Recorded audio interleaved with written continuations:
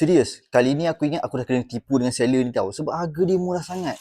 Macam tak percaya. Tapi bila aku nak test dekat luar kan.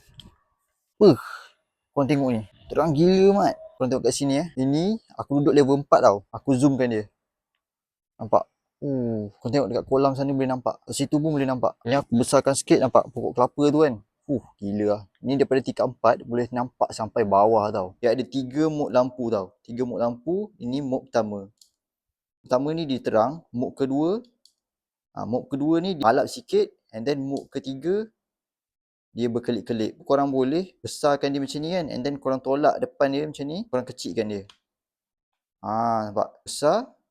Kecilkan dia. Battery capacity dia 1200 mAh. Korang boleh pakai beberapa jam lah. Satu kali full charge. Bateri tahan lama and then dia charge pun laju. Sebab dia charge pakai type C. Headlamp ni, dia punya lampu LED ni, dia boleh korang tilt macam ni. And dekat dalam kotak ni, dia dah bagi sekali. Dah ada lampu dalam ni. Tali stretchable ni untuk pakai dekat kepala. And then dia bagi kabel USB type C. Korang boleh charge dekat dia punya type C. Kalau korang tak percaya, korang boleh tekan dulu link dekat bawah. Korang baca review. Korang tengok power ke tak power lampu ni.